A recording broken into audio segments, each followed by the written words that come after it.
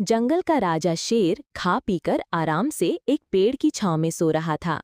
तभी कहीं से एक नटखट चूहा वहां आ पहुंचा और खेलने लगा। खेलते खेलते वो शेर के ऊपर चढ़ गया। कभी वो शेर की पीठ पर दौड़ता तो कभी सिर पर चढ़ जाता। कभी वो उसके कान पर झूलता तो कभी पूंछ से खेलता। उसे बड़ा मजा आ रहा था और उसकी उछल-कूद बढ़ती जा रही थी। नटखट चूहे की धमाचौकड़ी से शेर की नींद टूट गई। आंख खोलकर उसने देखा कि एक छोटा सा चूहा उसके ऊपर खेल रहा है। उसे बहुत गुस्सा आया और उसने चूहे को अपने पंजे में दबोच लिया।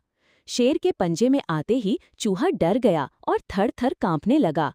शेर बोला, बदमाश चूहे, तेरी इतनी हिम्मत कि तू जंगल के राजा शेर की नींद में खलल डाले। अब तेरी खैर नहीं, मरने के लिए तैयार हो जा। अब मैं तुझे मारकर खा जाऊंगा। मौत सामने देख चूहा गिड़गिड़ाने लगा।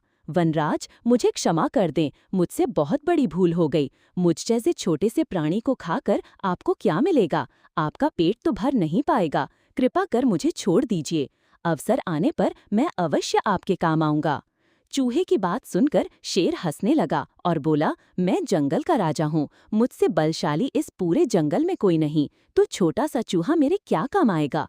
लेकिन फिर भी मैं दया करके तुझे प्राणदान देता हूँ। मेरी नजरों से दूर हो जा और आइंदा कभी मेरी नींद में खलल मत डालना। चूहा धन्यवाद कहकर वहां से चला गया। कुछ दिन बीते। एक दिन शेर जंगल में शिकार के लिए घूम रहा था कि वो शिकारी द्वारा बिछाए जाल में फंस गया। उसने बहुत प्रयत्न किया किंतु जाल से बाहर नहीं आ पाया। वो मदद के लिए दहाड़ने लगा। शेर की दहाड़ वहां से गुजर रहे एक चूहे के कानों में पड़ी। ये वही चूहा था जिसे शेर ने दया कर प्राणदान दिया था। चूहे दहाड़ की दिशा में गया तो शेर को जाल में फंसा हुआ पाया। उसने फौरन अपने नुकीले दांतों से जाल काट दिया। शेर आजाद हो गया। उसने चूहे को धन्यवाद दिया तो चूहा बोला, वनराज, आप शायद मुझे भूल गए हैं। मैं वही चूहा हूँ जिसे आपने प्राणदान दिया था। मैंने आपको कहा था कि किसी दिन मैं अवश्य आपके काम आऊंगा। देखिए, आज मैं आपके काम आ ही गया।